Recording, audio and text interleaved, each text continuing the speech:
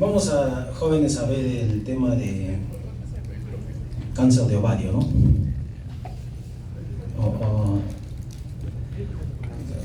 Bueno, cáncer de ovario es bastante, ¿no? Pero es la parte maligna. Pero tú lo que más vas a ver es la parte benigna.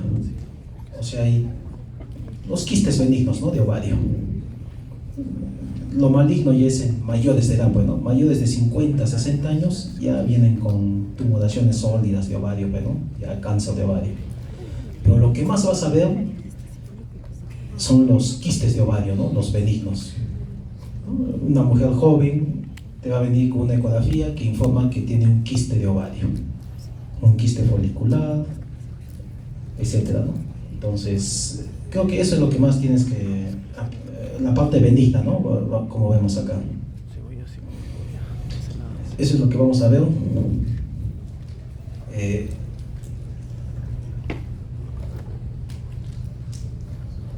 Bueno, los ovarios normales, ya conocen, pero no tantas ecografías que han visto, ya conocen ya, ¿no? Ahí está la ecografía, ¿no? Este es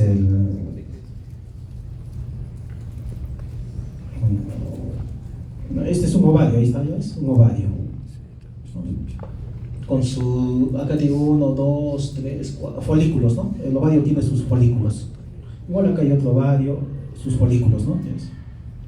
Igual acá, ¿no? Acá está el ovario, ¿no? Izquierdo con folículos, el otro ovario derecho con sus folículos, igual acá, ovario, ¿no? Acá ya este es un folículo que ya mide 20 milímetros, ya va a ovular, creo, ¿no? Ya bueno. Entonces, en una ecografía transvaginal vemos los ovarios normales, ¿no? En una mujer en edad reproductiva. Una ecografía. Más bien esta es ecografía pélvica, ¿no? Que se hace en una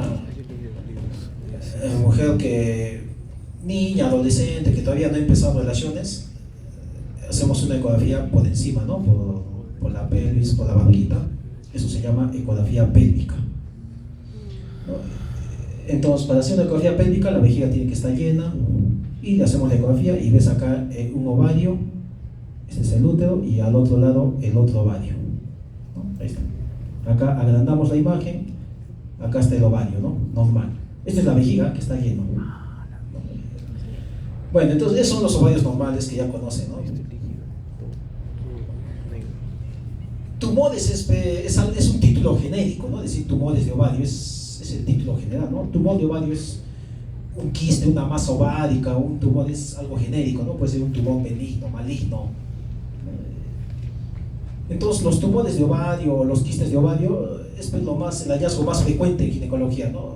Muchas mujeres se hacen ecografía y viene pues con una ecografía que informa que hay un quiste, ¿no? De ovario, ¿no? Tienes un quiste, hay que operarte, ¿no? Le hacen asustar a veces, ¿no? Y a veces no es para operarte, ¿no?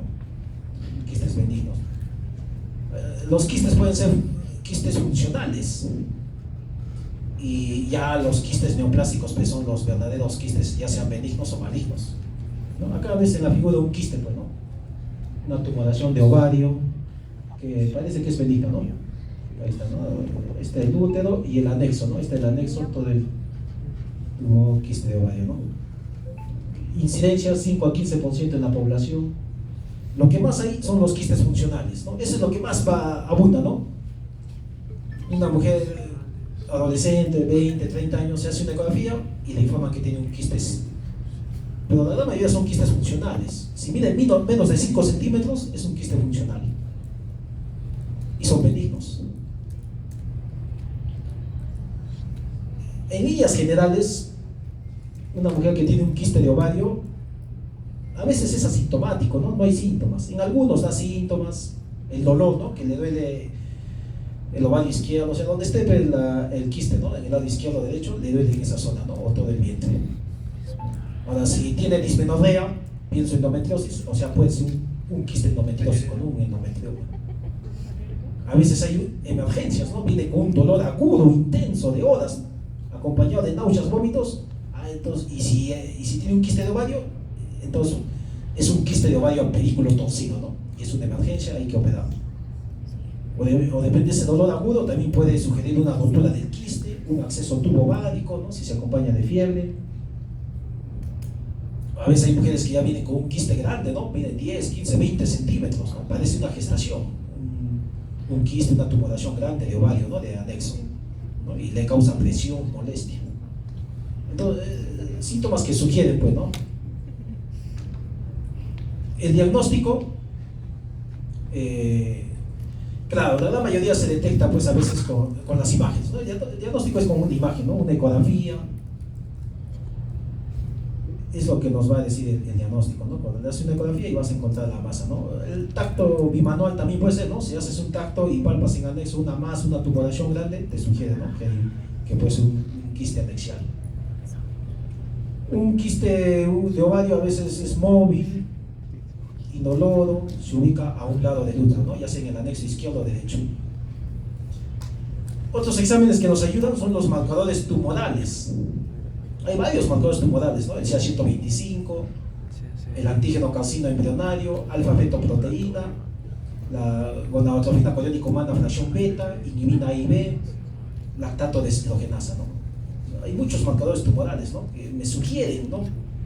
Si el CA125 sale elevado, entonces puede ser un tumor, un cáncer, un tumor epitelial, ¿no?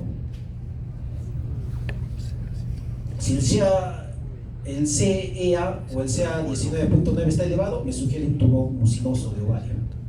Y así, ¿no? Si la alfa-fetoproteína está elevado, me sugiere un carcinoma embrionario, etcétera, etcétera. Acá hay un cuadrito de los marcadores tumorales, ¿no? El que más vemos en la clínica es el CA125, ¿no? Mayores de 40, 50 años con un tumor de ovario y aspecto mixto, pídele un CA125, ¿no? Si me sale elevado, ya me sugiere un tumor epitelial de ovario, ¿no? En los mucinosos, tumores mucinosos, el CEA es el que está elevado, ¿no? Bueno, ahí tenemos todos los marcadores tumorales, ¿no? Entonces la ecografía, pues, es el examen de primera elección, ¿no? Para evaluar una masa pélvica, un quiste, una tumoración de ovario. A veces nos ayuda la ecografía Doppler, ¿no? Porque cuando quistes mayores de 40 50 años, tengo que ver si ese quiste tiene color Doppler, ¿no? Y si tiene vascularización al Doppler, me sugiere que puede ser maligno. Tomografía, resonancias, ya es para extensión de la enfermedad, ¿no? Un cáncer de ovario, ¿no? Que me va a evaluar si hay metástasis a distancia, si hay ascitis o linfadenopatías, ¿no? Esto recuerda una tumoración maligna. Si veo una tumoración con tabiques gruesos, vascularización aumentada al Doppler, papilas en su interior del quiste o partes sólidas en el interior del quiste, me sugiere probablemente que ese quiste, esa tumoración de anexo sea maligno. Bueno, entonces empezamos la parte benigna, ¿no? La patología benigna de ovario, tenemos primero los quistes funcionales. Hay quistes foliculares y quistes del colpo lúteo, ¿no? Provienen, pues, de que en su interior se acumula líquido, ¿no? No es en sí una proliferación, no es una neoplasia, ¿no? Un tumor, pero bueno, es un quiste folicular, ¿no? Antes de que ovule o después de que ovula ya se presenta el quiste de colpo lúteo, ¿no? Que crece. Lo que más a veces vemos son los quistes foliculares, ¿no? Le tomas una ecografía y acá está, ¿no? Ah, mira, señor, tienes un quiste, o sea, tienes que operarte, ¿no? Pero ¿cuánto mide? Acá está, ¿no? 45 milímetros, ¿no? El diámetro de este quiste, esta tumoración, ¿no? Y es un quiste simple, anecogénico. El negro significa anecogénico, simple, es líquido, ¿no? Y menos de 5 centímetros son foliculares, ¿no? O sea, en cada ciclo aparecen, desaparecen, ¿no? Esto no se opera, pero esto solo se observa. Control ecográfico al siguiente ciclo, en 2 meses, 3 meses, y la mayoría desaparece porque son funcionales nomás, ¿no? Este es un quiste folicular. Menos de 5 centímetros, mejor es poner quiste folicular, ¿no? En el informe ecográfico, y no quiste de ovario y le hacen los que es para operar y no es así, ¿no? Bueno, entonces la mayoría se observan, ¿no? Son asintomáticos, ha sido un hallazgo ecográfico, quiste folicular. ¿No? Solo los quistes, si son grandes, ya se operan, ¿no? Si vienen más de 5, 7 centímetros, como dice la guía, ahorita vamos a ver la guía, ¿no? Recién se operará, ¿no? Más de 7, 10, o le produce molestias, ¿no? Dolor en el lado donde está el quiste, ¿no? Ilíaca, derecha o izquierda, ¿no? O molestias persistentes, ya pues se opera, ¿no? Si es que es grande o le causa molestias. Bueno, este cuadrito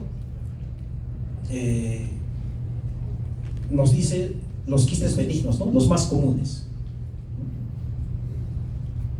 A ver, acá este cuadro vamos a preguntar, ¿no? Vamos a preguntar en el examen este cuadrito. Fijo. Como ves acá, tenemos cuatro patrones de quistes benignos, que son el quiste simple o sencillo, el quiste hemorrágico, y el endometrioma y el teratoma quístico. Son 4 patrones de quistes benignos que tienes que saber. Entonces este cuadrito está en tu texto. El quiste simple, ¿y cuál es la conducta? ¿Se opera, no se opera, se observa, qué se hace, no? Un quiste simple, sencillo, ahí te dice, ¿no?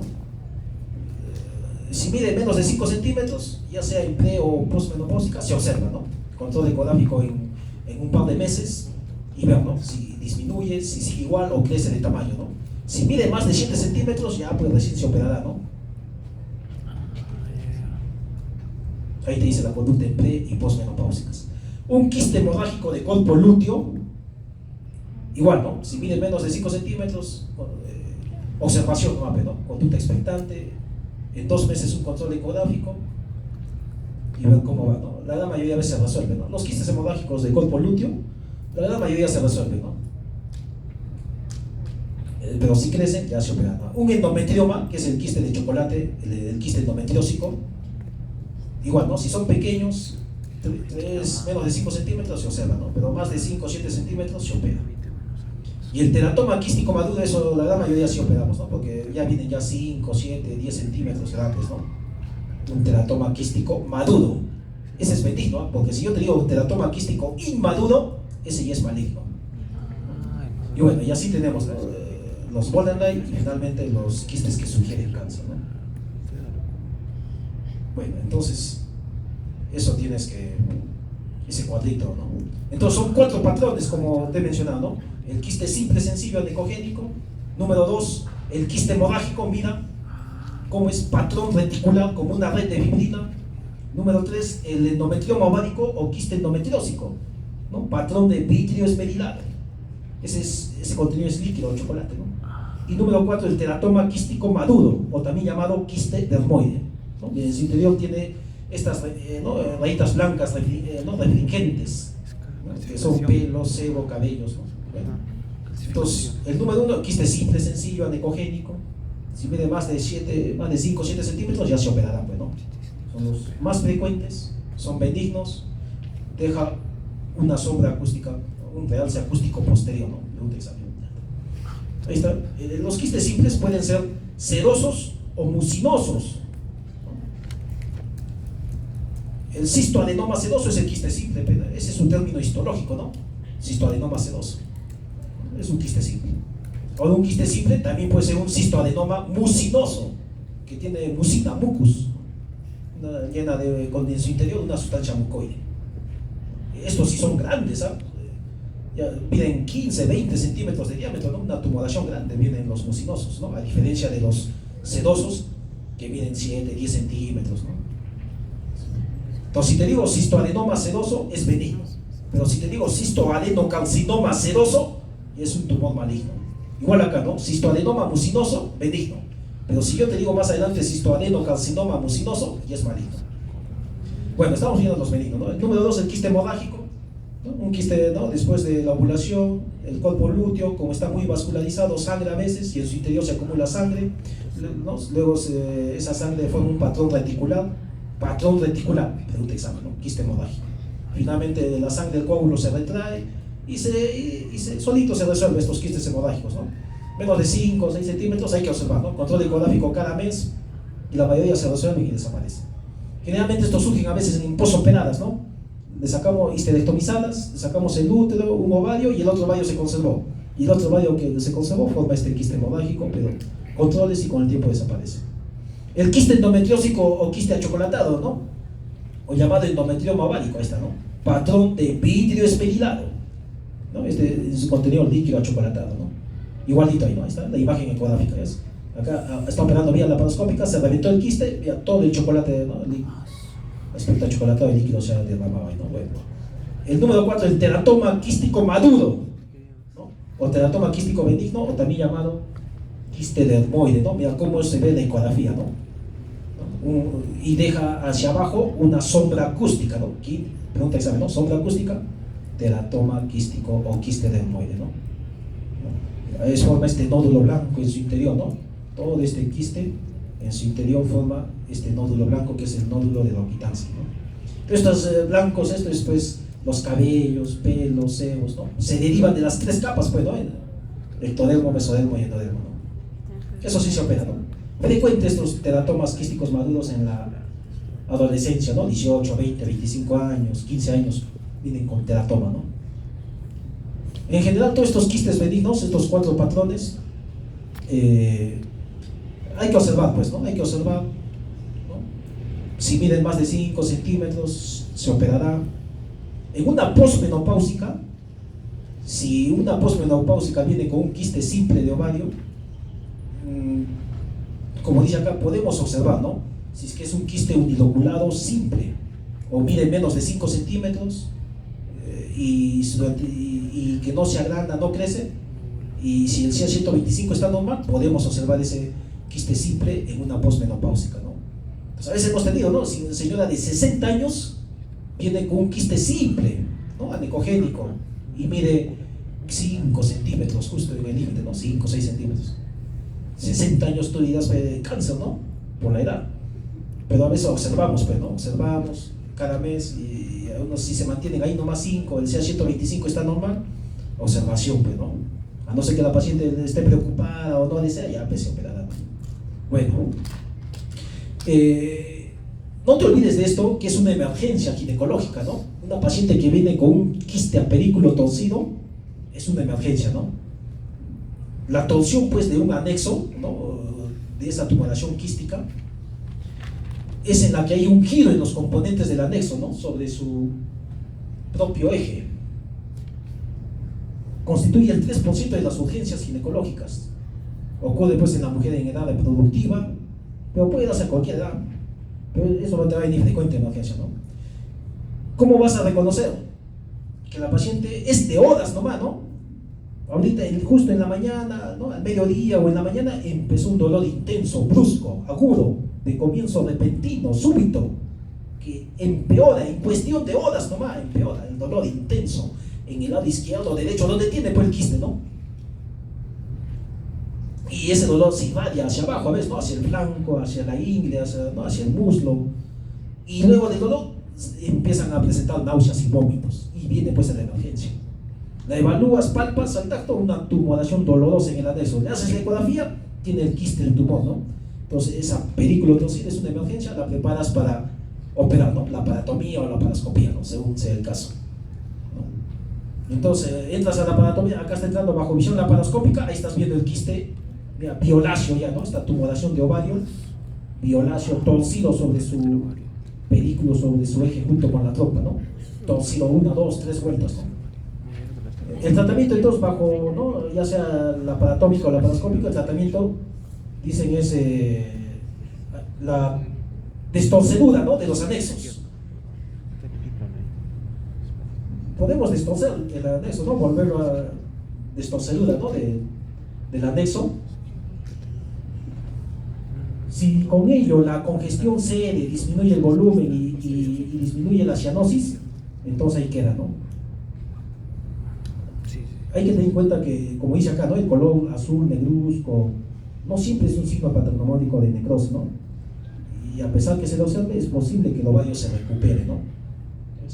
A no ser que el ovario pues esté ya muy necrosado, ¿no? Porque al torcerse se corta la circulación, ¿no? En su eje, y si está muy necrosado, entonces habrá que sacarlo, ¿no? Toda la tumoración, ¿no? Hacer quistectomía, nesectomía, ¿no? Según sea el caso.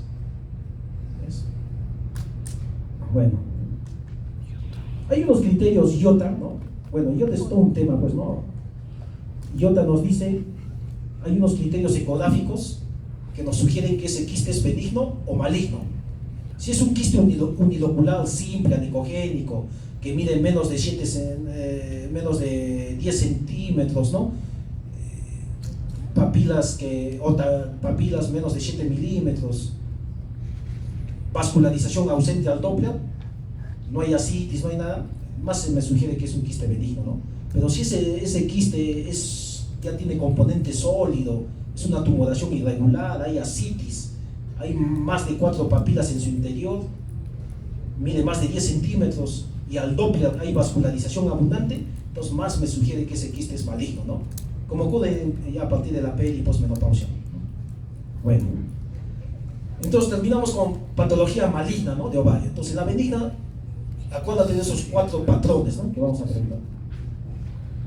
La maligna pues ya es el cáncer de ovario. Actualmente es una sola entidad, ¿no? Se lo ha juntado en uno solo. Cáncer de ovario, trompas de falopio y peritoneal, porque tienen el mismo origen. Entonces el cáncer de ovario, trompas de falopio y peritoneal, así lo catalogó la FIGO recientemente, ¿no? A partir del 2014, ¿no? Entonces antes decían cáncer de ovario nomás, pero ahora involucra todo, ¿no? Cáncer de ovario, trompa de falopio y peritoneal, ¿no? En el mismo sistema. ¿Por qué? Porque el cáncer de ovario dice que se origina de las trompas, ¿no? De las trompas de falopio, ¿no? Las células tumorales que hay en la trompa, ¿no? Salen a través de la fimbria, ¿no?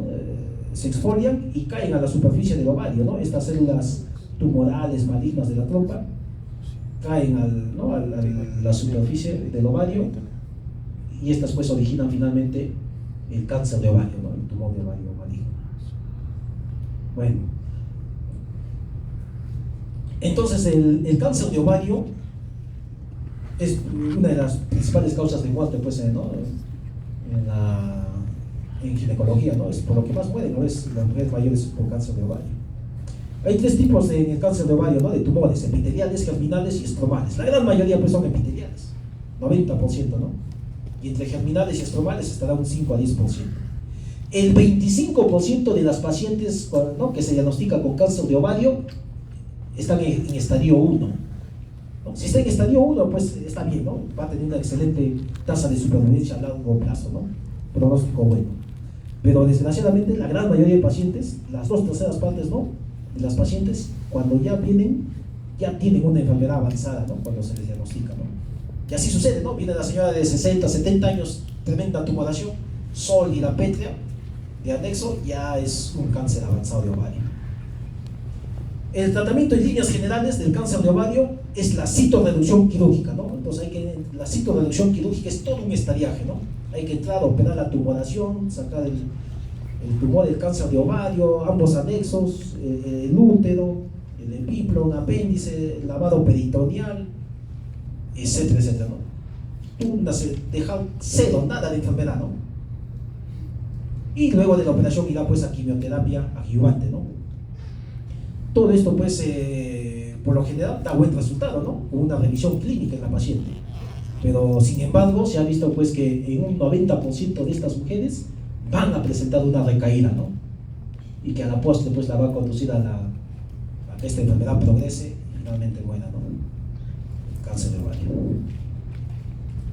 Factores de riesgo, ya esto sí vamos a preguntar, ¿no? De cajón, pero factores de riesgo de cáncer de ovario. El primer factor, primerito en la lista, es el antecedente familiar de cáncer de mama o de ovario. Entonces, si la mujer tiene un antecedente familiar, ¿no? De primer grado, que su mamá, su hija, su hermana, su abuela, alguien tuvo cáncer de mama o de ovario, de hecho que tiene alto riesgo de padecer cáncer de ovario, trompas de falopio y peritoneal. Entonces, hasta el 25% de las mujeres van a tener una predisposición genética heredada, ¿no? Si tiene este antecedente. Porque el resto, el otro 75%, se debe más bien a patrones de sus ciclos ovulatorios. Muy bien. Entonces, el segundo factor es, ¿no? A raíz de esto es la genética, ¿no?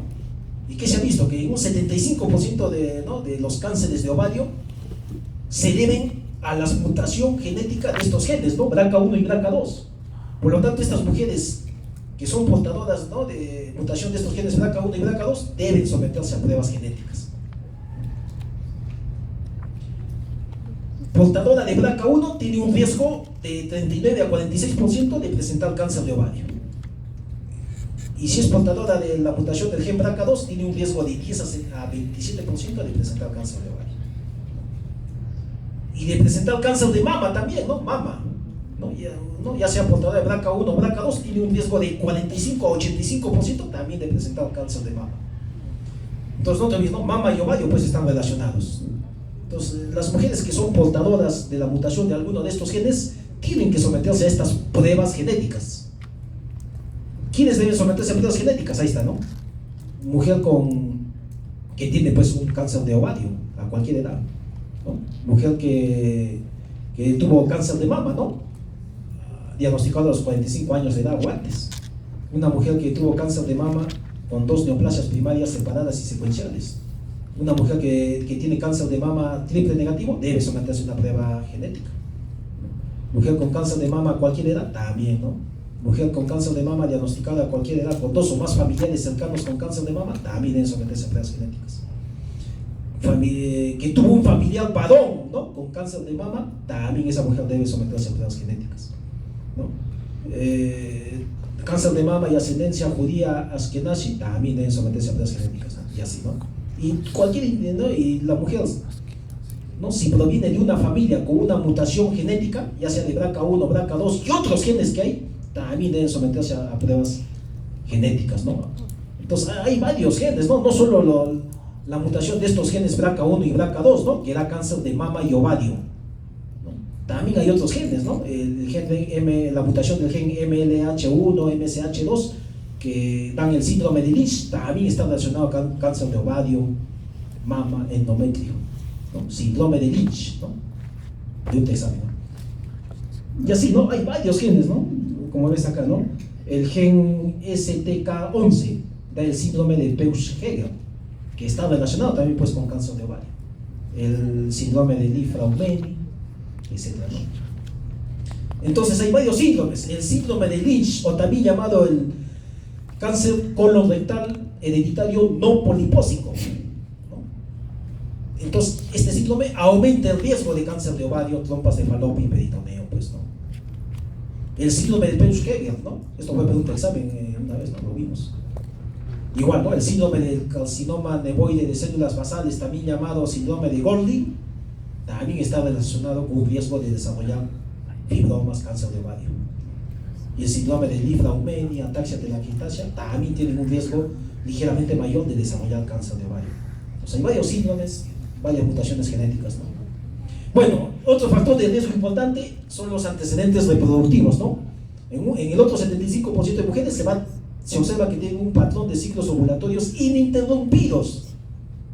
Una mujer que nunca ha tenido hijos, ¿no? Nulípara, entonces todos los meses está menstruando sus ciclos, ¿no?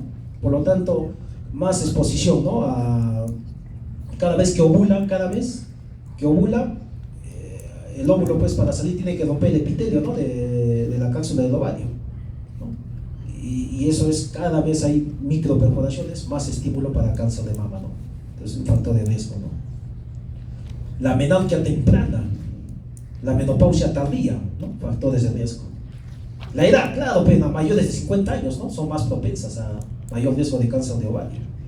Entonces, pues la mayoría se diagnostica entre 60 años, 69 años, ¿no? Ahí vemos en el hospital, ¿no? Ya mayores, vienen tremenda tumoración abdominopélvica, ¿no? Cáncer sólido. Mujeres que han recibido la terapia de reemplazo hormonal con solo estrógenos tienen mayor riesgo.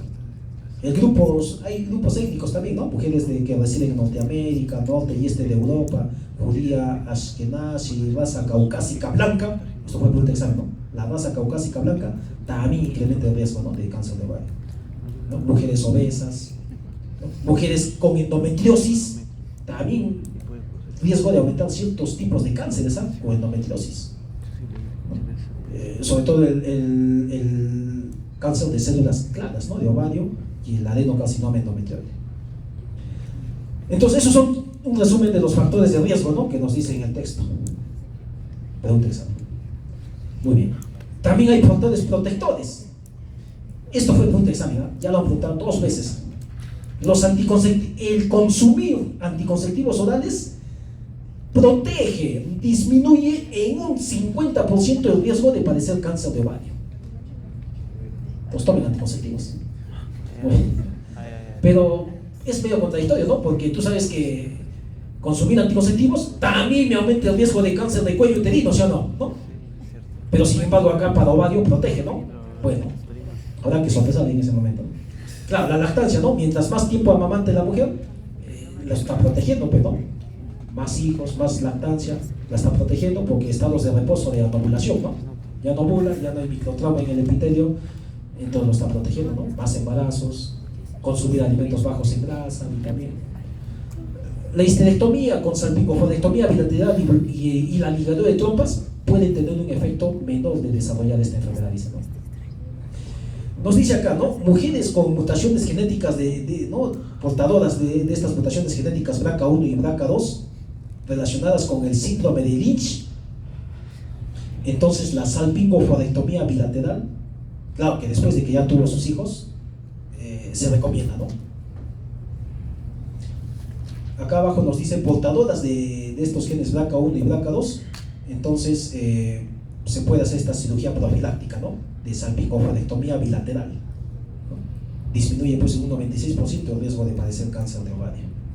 Y si es portadora del síndrome de Lynch, entonces esta mujer, claro, luego de que ya tuvo sus hijos, entonces mejor hacer la histerectomía con salpingofodectomía bilateral, ¿no? O sea, ambos anexos, y disminuimos de esa manera el cáncer de ovario, ¿no? Bueno, la clínica en general del cáncer de ovario es inespecífico, ¿no? Ya la mujer mayor de 40, 50, 60 años viene cada vez con distensión abdominal, dolor pélvico difuso, síntomas de indigestión, llenura precoz, a veces les duele la barriga, que se hincha, están dando vueltas por medicina interna, gastroenterólogo, hasta que alguien le pide una ecografía abdominal y en la ecografía sale la tremenda tumoración, ya lo mandan al ginecólogo, ¿no? Ves acá, mira esto, que es un tremenda tumoración, a veces ahí así, ¿no? Gigantes, miden 20, 30 centímetros de diámetro, ¿no? Bueno, entonces el diagnóstico es el examen clínico, ¿no? Bueno, un poco inespecífico, ¿no? Pero ya nos damos cuenta ahí, ¿no? El examen clínico, claro, a veces ya haces un tacto y palpas la tumoración en uno de los anexos, ¿no? De hecho, la ecografía transvaginal y Doppler nos va a ayudar. Marcadores tumorales mayores, siempre pedimos marcadores tumorales, ¿no? Una tumoración sospechosa, pedimos marcadores tumorales, sea 125, el CEA y el alfa-fetoproteína, ¿no? Ya hay un cáncer avanzado, pues ya, estos son estudios de extensión, ¿no? Tomografía, resonancia, etc. Si tiene paracentesis, en caso de que haya citis, ¿no? Entonces, los tumores de ovario, de cáncer de ovario, se dividen en tres tipos, como hemos dicho, ¿no? Los tumores epiteliales, germinales y estromales. Epiteliales, germinales y estromales, porque se originan de esas tres líneas, ¿no? Los tumores epiteliales son los serosos, mucinosos, endometrioides, de células claras. Los tumores germinales tenemos el teratoma que hemos dicho, el teratoma quístico, ¿no? O quiste dermoide, disgerminoma, ¿no? Carcinoma embrionario, tumor del saco vitelino. Y los tumores estromales están pues el tumor de células de la granulosa, los tecomas, los fibromas, el tumor de células de Sertoli. El más frecuente pues son los tumores epiteliales. Ahí está, igualito este cuadro, ¿no? Ahí está. Este cuadro vamos a apuntar, ¿no? Los tumores epiteliales, germinales y estromales. Los tumores son los serosos, mucinosos, endometrioides, tumor de células claras, tumor de Bregner, ¿no? De Bregner. Los germinales está el teratoma quístico. Claro, el teratoma quístico maduro es benigno, ¿no? Ya hemos dicho. Pero si te digo teratoma quístico inmaduro, ese es el maligno más bien, ¿no? Pero el más frecuente es el benigno, ¿no? El teratoma quístico maduro o quiste dermoide, ¿no? Que ya dijimos al inicio. Bueno, están también disgerminomas, tumor de seno endodérmico, el carcinoma embrionario, el coriocarcinoma ovárico y el gonadoblastoma, ¿no? Y en el tercer grupo, los tumores estromales, tenemos tumor de las células de la granulosa, tumor, ¿no? de las células de la teca, androblastoma, gonadoblastoma. Pues no te olvides ese cuadro, ¿eh? Los tres estirpes, ¿no? Y cada uno sus variedades histológicas. Rápidamente, los epiteliales son los más frecuentes, 70%. Ahí están las variedades que hemos dicho. Los tumores epiteliales, ya hemos dicho, ¿no? Son estas variedades, ¿no? El adenocarcinoma seroso, adenocarcinoma mucinoso, endometrioide, de células claras, de Bregner, todos esos, ¿no? Tenemos los sedosos y los mucinosos, ¿no? Los epiteliales. Los sedosos son los más frecuentes, 50%, primer lugar. Segundo lugar están los endometrioides, 15%. Y tercer lugar, los mucinosos, 10%. Ya he dicho la pregunta. Muy bien. Entonces, los sedosos tenemos el cistoadenocarcinoma sedoso, que es maligno. Porque el cistoadenoma sedoso era el benigno, ¿no? El quiste simple que vimos al inicio.